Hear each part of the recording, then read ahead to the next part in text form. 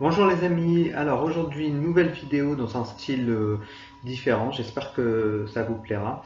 C'est tout simplement les arrivages, c'est-à-dire les nouveaux disques que j'ai achetés dans la semaine.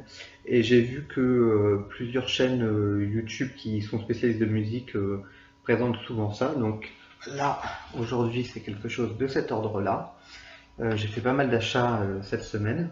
Donc voilà, donc j'ai envie de vous présenter rapidement tout ce que j'ai acheté. Et puis après, vous me direz si ça vous intéresse que je vous explique plus en détail chaque disque dans une autre vidéo pour le coup. Je vous rappelle également que j'ai une chaîne Deezer où je mets toutes mes playlists. Vous pouvez écouter un petit peu toute la musique qui me plaît et je fais souvent des compiles dédiés à un artiste. Malheureusement, il y a Patrick Juvet et Nick Kamen qui nous ont quittés les mois derniers, qui sont morts quand même assez jeunes, et donc j'ai des playlists qui leur sont dédiées. Donc voilà, vous pouvez voir ça ici. Et puis j'ai des compiles sur plein de thèmes, les années 80, les années 90 aussi, et puis des styles de musique un peu plus underground. Je vous rappelle également que pour découvrir mes créations de pochettes de disques, c'est sur le blog Star Addicted où je mets tous les mois des nouvelles pochettes de disques. Voilà, on va commencer maintenant avec l'arrivage de tous ces disques, donc principalement des CD que j'ai achetés et je suis assez content de mes trouvailles. C'est parti.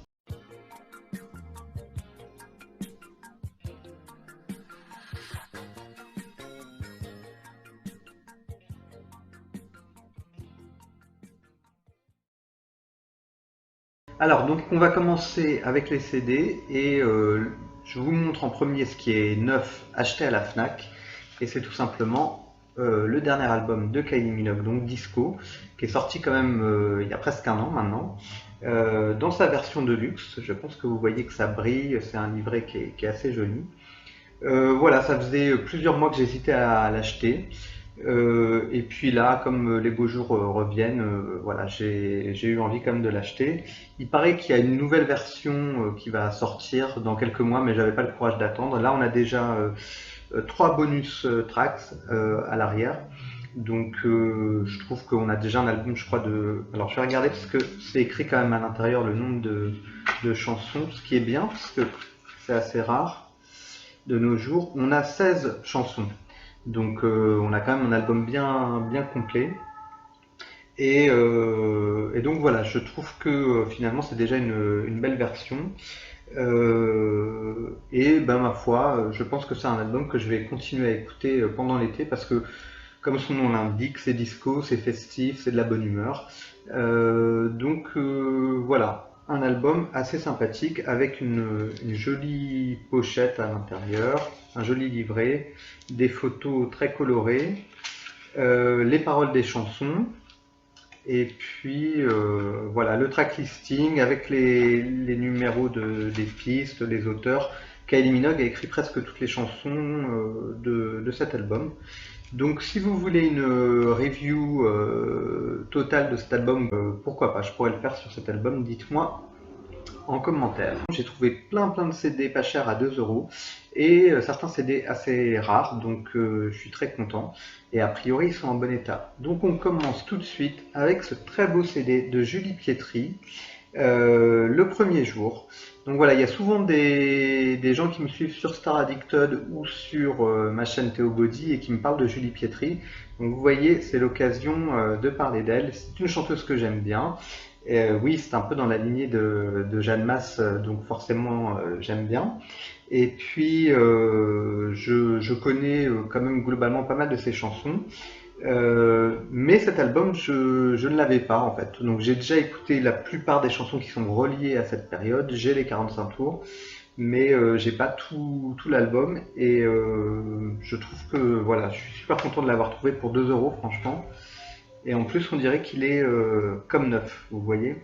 Donc voilà, c'est l'album où il y a la fameuse chanson Eve Lève-toi, son plus gros tube, et qui a été aussi le début d'une nouvelle carrière pour elle, puisqu'avant elle avait une carrière sous le nom de Julie qui était plus commerciale, entre guillemets, enfin plus contrôlée par son ancien manager. Donc on a Eve Lève-toi. On a Immortel, qui est un 45 tours aussi, qui est une jolie chanson, une ballade. On a Nuit sans issue, qui est aussi une de mes chansons préférées de Julie Pietri, qui est une chanson mid-tempo assez sophistiquée. Et on a Nouvelle Vie, qui est vraiment un grand tube, qui est une chanson très dynamique, très pop, et qui est, moi je dirais, voilà, typiquement une chanson des années 80 très dynamique, comme on avait Sauvez-moi pour Jeanne Masse, ou comme on avait Vivre ailleurs pour Jackie Quartz. Donc des chansons très dynamiques. Voilà, donc je suis très content. On a le petit livret euh, avec les paroles. Donc je trouve ça assez sympathique. Ce CD avait l'avantage de ne pas avoir des étiquettes dessus, donc je l'ai eu déjà en bon état. Voilà, si vous voulez une review totale de l'album, dites-le moi aussi en commentaire. Et puis voilà, pourquoi pas. Il y a des chansons que je connais pas, donc que je découvrirai, comme Enfant d'exil ou Norma Jean. Voilà, il y a des chansons que je connais pas encore et que j'ai hâte de découvrir. Ensuite, on continue avec notre petite Australienne préférée, Kylie Minogue. Voilà, donc je suis très content parce que comme j'écoute disco, je sais plus comment j'ai eu vraiment envie d'écouter du Kylie Minogue. Et je me suis rendu compte qu'il y avait plusieurs albums qui me manquaient, même si Kylie Minogue, mon Dieu, j'ai commencé à acheter du Kylie Minogue en 92, donc ça fait vraiment longtemps que j'achète. Et c'est son deuxième album, Enjoy Yourself. Donc voilà, je le voulais, celui-là, j'ai déjà son premier album. C'est un album qui est un petit peu plus mature que le premier, mais ça reste très pop des années 80. Il y a plus de ballades que sur le premier. Et puis, bah, il y a des grands tubes comme Hand on Your Heart, Wouldn't Change a Thing, Tears on My Pillow, il me semble que c'était sorti aussi. Bon, là, les chansons, je les connais parce que je les ai écoutées sur Deezer, par exemple, ou sur YouTube, ou voilà, à droite à gauche. Enjoy Yourself, j'aime beaucoup. Voilà, donc un album qu'il fallait que j'ai, quoi. Voilà, c'est la version française, j'ai vérifié. Donc on a le CD typique de l'époque. Alors, petit désavantage quand on achète des disques en brocante, il y a des signatures. Je ne sais pas pourquoi les gens adoraient signer leurs disques à l'époque. Donc là, c'est signé Patrice qui a acheté ce disque et il a même signé devant. Donc voilà, c'est un peu décevant. Et le livret est très basique. Je ne sais pas si c'est que pour la version française comme ça. C'est dommage qu'il n'y ait pas d'autres photos. Alors, je vais en profiter parce que je trouve que quand on achète des disques d'occasion, on est souvent un peu frustré d'avoir des étiquettes, des écritures. Donc, j'ai envie de vous montrer comment je fais. Ça marche pas à tous les coups, mais pour enlever des écritures comme ici, par exemple. Alors, attention, grande méthodologie. Alors, je prends de l'alcool modifié, voilà, de l'alcool à 90, enfin non, à 70. Ça peut être ça ou ça peut être aussi du produit bleu pour les vitres. Des fois, il y en a l'un ou l'autre qui marche. Et puis, je prends des cotons-tiges. Donc, je vais faire un petit essai avec l'alcool. Et puis, si ça marche pas, j'essaierai avec le produit bleu pour les vitres. Donc, je trempe. Voilà. Je vais le faire sur cette face-là parce que c'est tout blanc. Et on va voir si j'arrive à effacer un petit peu l'écriture. Je vais laisser sécher, je pense. Et puis je vous montrerai quand ça a séché. Et si ça n'a pas trop bien marché, je rajouterai du produit vitre. C'est un petit peu expérimental. Moi, je sais que j'essaie toujours de récupérer mes pochettes de disques quand elles sont déjà abîmées. Voilà, c'est quelque chose qui peut marcher aussi quand le CD est un petit peu abîmé. Mais ça, je vais vous montrer sur les autres disques que j'ai. Donc voilà, notre expérience nettoyage de Kylie. On va voir si ça marche. Je vous montre un autre CD que j'ai trouvé. C'est l'album remix de Paula Abdul de 1990 qui s'appelle Shut Up and Dance. Voilà, un titre évocateur. C'est un album que je voulais depuis longtemps. Déjà pour la pochette que je trouve très belle. Et puis parce que Paula Abdul j'aime bien, mais pas tout en fait. Je connais ses deux premiers albums. Et il y a des choses que j'aime bien, il y a des choses que j'aime moins, mais souvent, moi, je suis très curieux des albums remix comme on en faisait dans les années 80-90. Comme j'aime beaucoup la pochette de celui-là, ben voilà, ça faisait longtemps que je le voulais, donc là à 2 euros, c'était dommage de s'en priver. Et pour le coup, vous voyez, celui-là n'est pas ouvert. Donc il y a ce fameux sticker comme ça qu'on a quand on achète à Cash Conventor, en l'occurrence, j'ai acheté. Donc je vais vous montrer ma technique pour essayer de l'enlever le plus facilement possible et pas trop abîmer le CD. Alors, attention, méthodologie scientifique, je prends un cutter et j'essaye d'inciser l'étiquette sur le côté, en fait pour qu'elle puisse un peu se décoller et que je puisse après la récupérer sur les deux côtés. Voilà, j'essaye de faire ça assez doucement parce qu'après le but c'est quand même de pouvoir tirer sur le côté face et le côté pile, quoi. Et puis c'est le genre de choses, des fois ça marche, des fois ça marche pas, mais bon, on va dire que ça va marcher cette fois-ci. Voilà, donc j'ai fait mon incision là, et après vous voyez je peux ouvrir les deux côtés. Donc quand on essaie d'enlever ces étiquettes, surtout quand c'est des étiquettes très collantes, il faut vraiment toujours essayer d'avoir le maximum de l'étiquette en même temps et de tout tirer en même temps. Donc là c'est ce que je vais essayer de faire, donc faut être patient. Alors je vais le faire là sur le rebord du canapé, là, du fauteuil. Et voilà, j'ai eu toute l'étiquette. Donc on arrive à lire dessous. Donc par contre évidemment la surface elle est toute collante. Et là par contre c'est vraiment le produit vitre bleu qui est le plus efficace. Donc je vais aller en chercher puis je vous montrerai. Mais avant ça je vais enlever aussi cette partie. Donc pareil, j'essaye d'avoir tout d'un seul coup. Ça fait un peu de la ASMR en même temps. Et voilà, j'ai eu toute l'étiquette. Voilà, donc comme ça, on voit. Donc il y a juste ce côté tout flouté à cause de la colle. Ça, on voit d'ailleurs, hein, il y en a partout. Donc je vais chercher mon produit magique et je vous montre comment je fais. Alors, donc mon produit magique, c'est tout simplement le produit pour les vitres bleues qu'on a dans toutes les marques. Donc je prends un coton-tige, on peut le faire aussi sur un Kleenex, mais je trouve que c'est mieux d'avoir un embout. Donc j'en vaporise un peu dessus. Le coton-tige est schtroumpfé, j'ai envie de dire. Et maintenant, je vais passer, donc je vais déjà faire l'arrière pour voir si ça marche bien. Donc sur la partie collante. Et là aussi, partie ASMR. Et je commence à dégraisser toute la colle, quoi.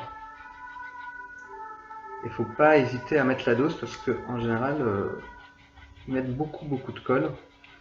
Donc je frotte. Et là je vois qu'il faut que je rajoute encore plus de produits parce que ça colle trop. Voilà, donc je frotte assez fort. Ça commence à couler donc je peux récupérer pour pas avoir des traces avec la partie plus sèche. Voilà.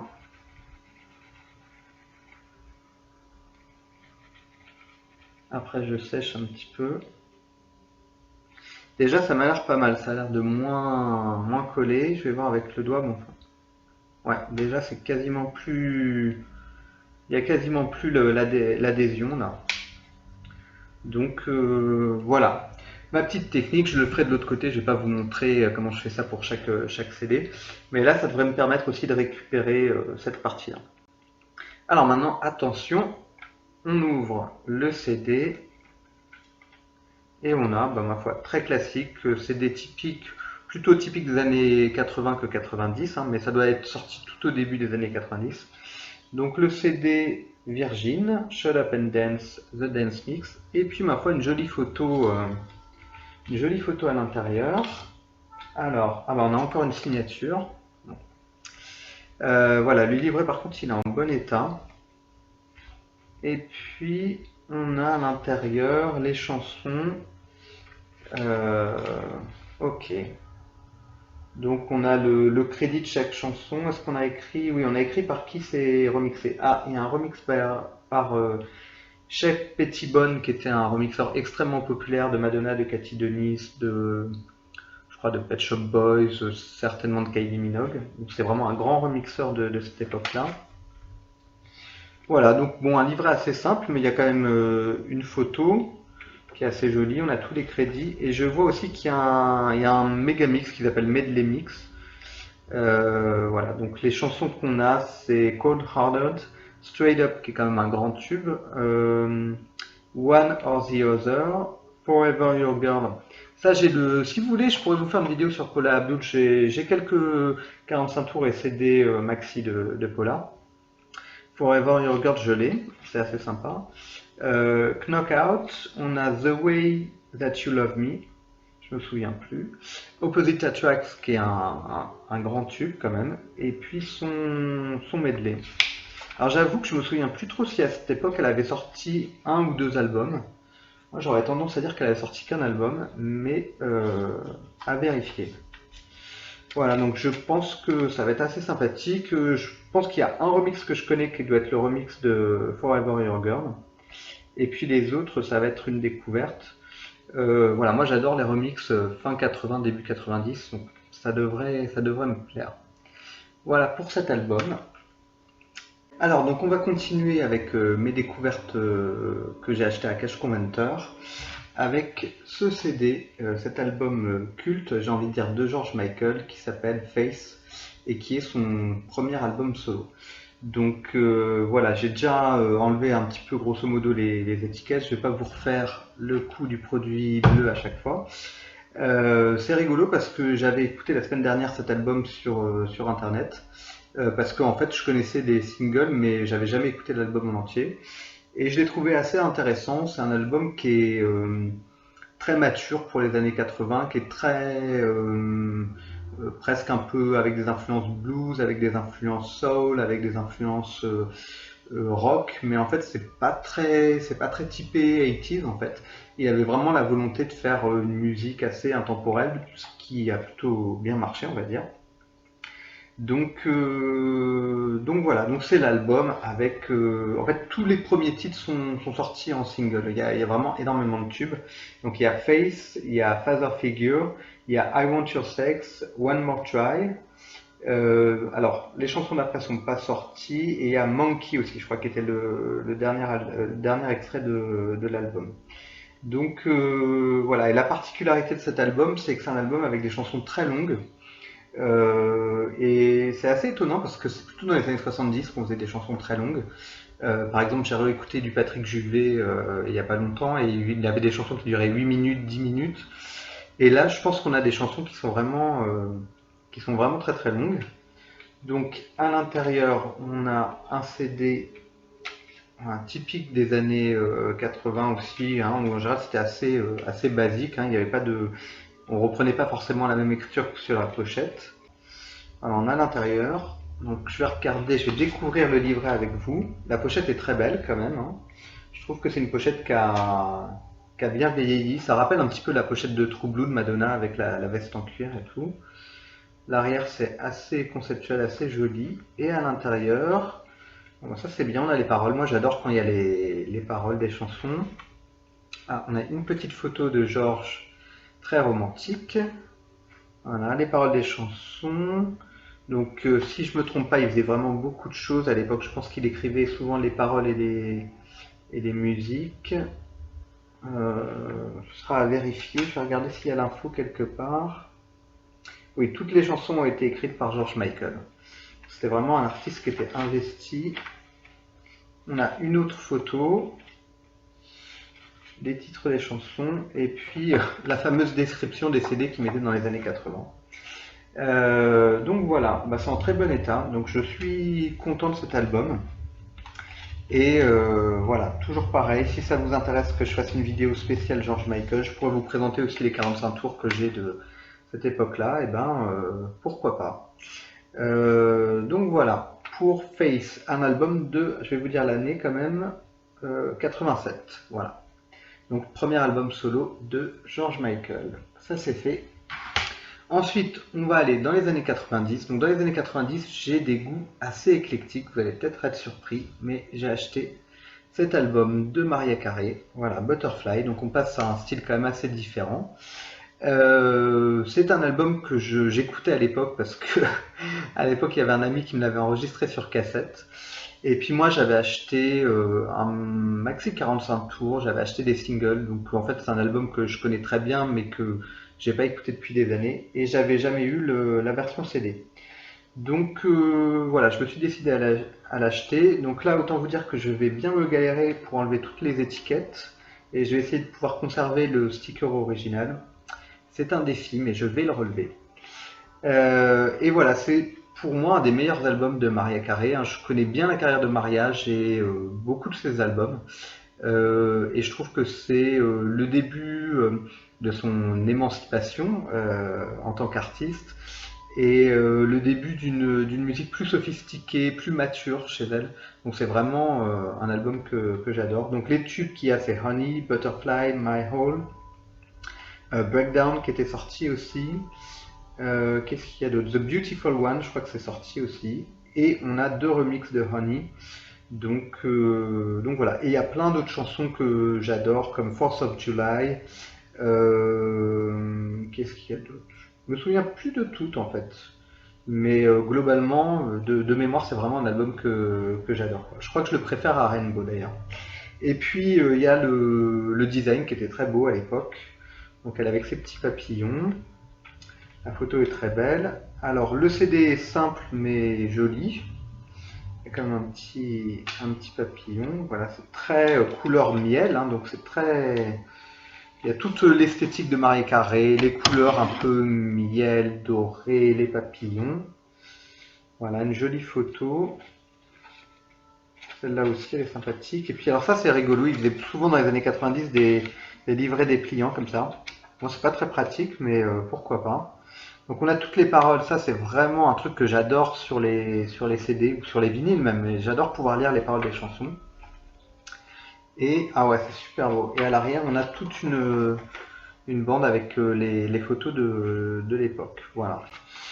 Donc tout ça est très sympathique. Pour l'anecdote, comme vous avez peut-être compris sur ma chaîne que je m'intéresse à beaucoup de sujets différents, je me suis renseigné ces derniers temps sur ce qu'on appelle mind control, qui est une technique de lobotomisation inventée par les Américains.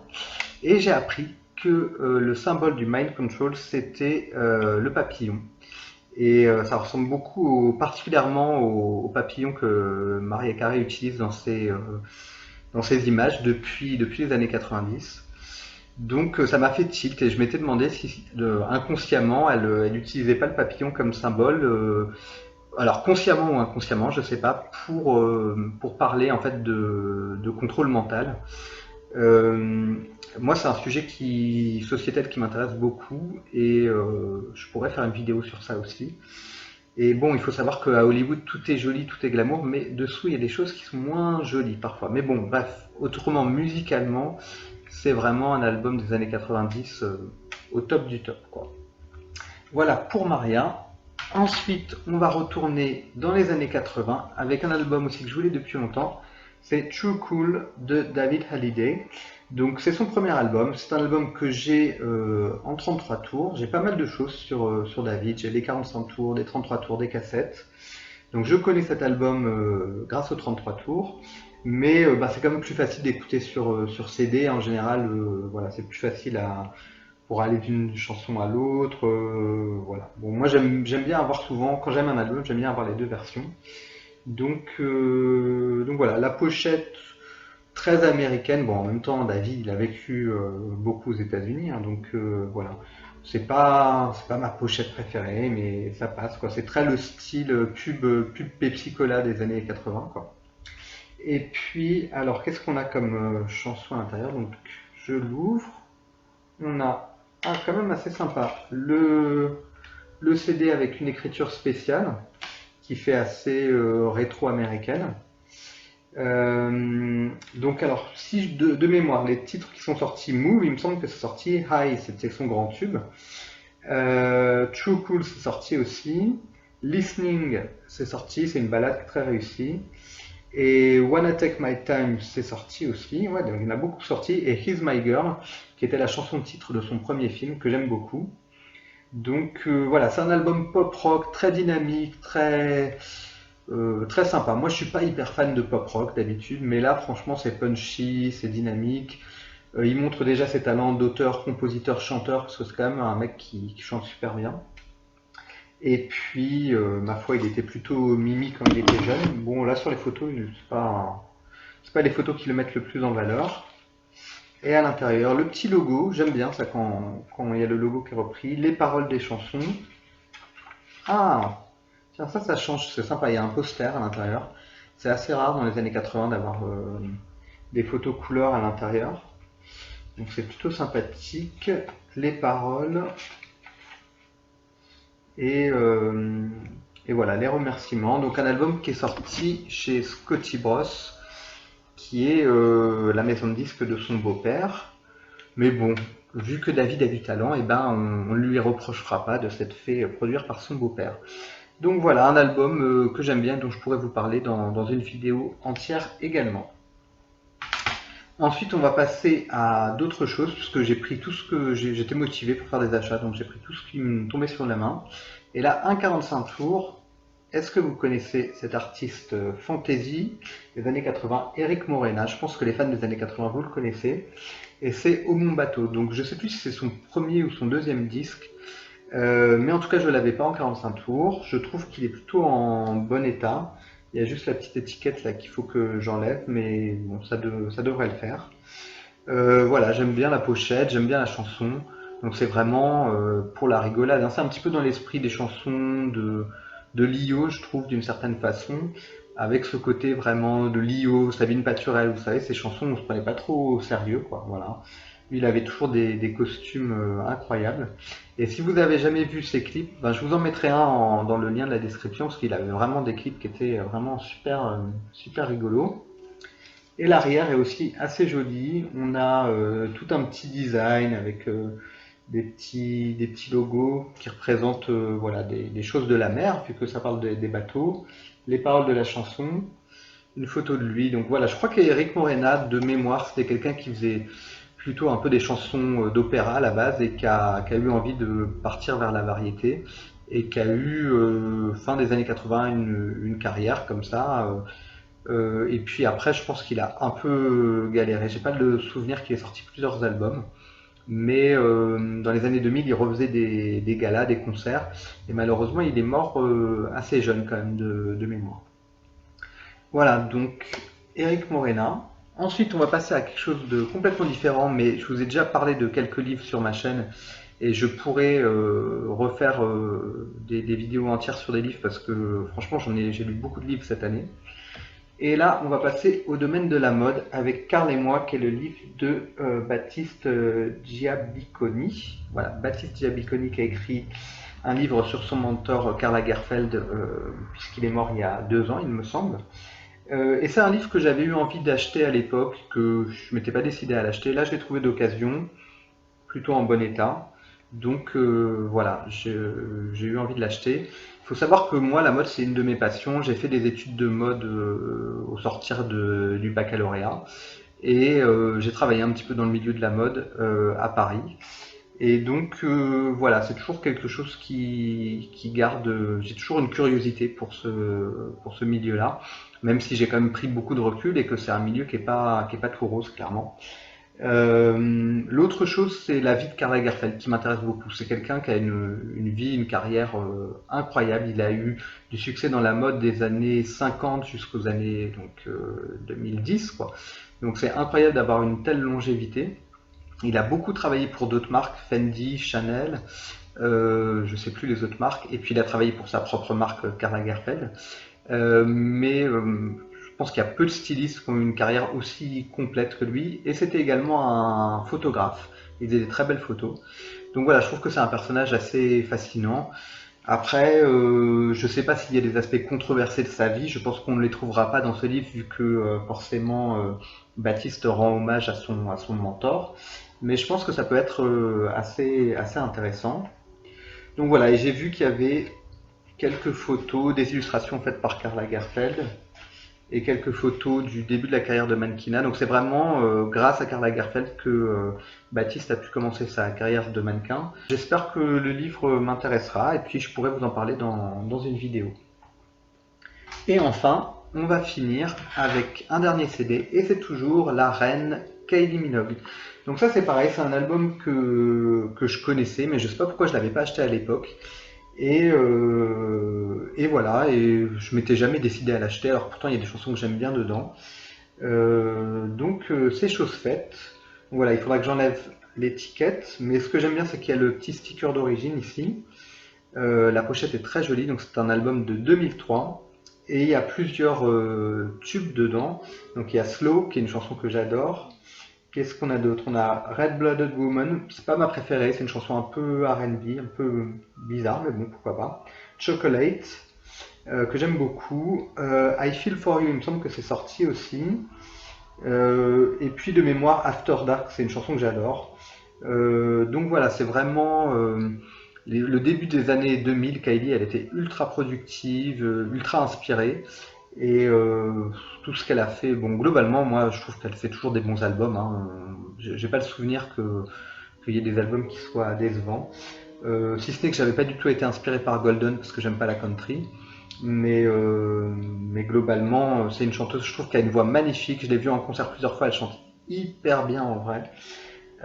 Et puis, ce que j'aime beaucoup aussi, c'est le design. Donc, on va regarder à l'intérieur.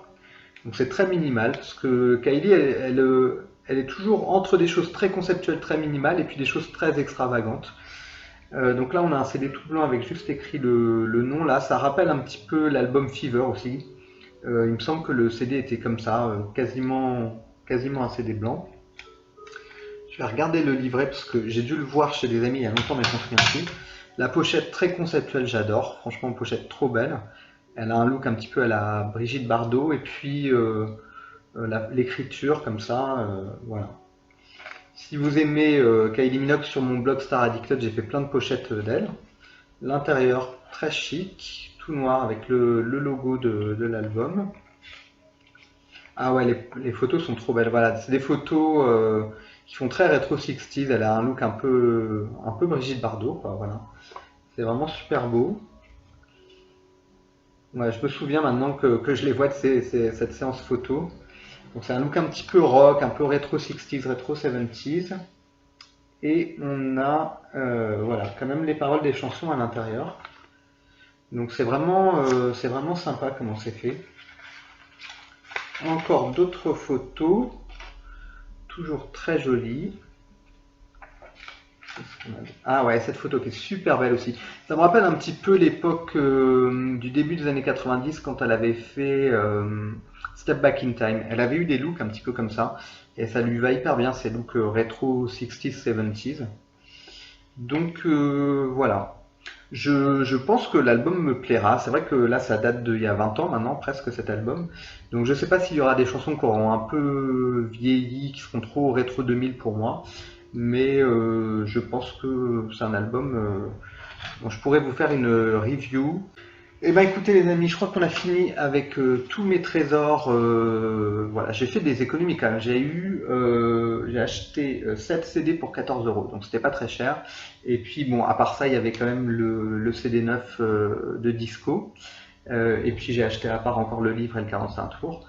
Mais voilà, si ça vous plaît que je vous montre comme ça en vrac tout ce que j'achète régulièrement, ça peut être aussi les commandes que je fais sur Discog par internet ou sur le Bon Coin. Souvent j'achète groupé plein de vinyles. Donc avec plaisir, je vous montrerai ça. Voilà, n'hésitez pas à me laisser des commentaires, ça me fait toujours plaisir. À vous abonner à ma chaîne et puis je vous dis à très bientôt. Au revoir.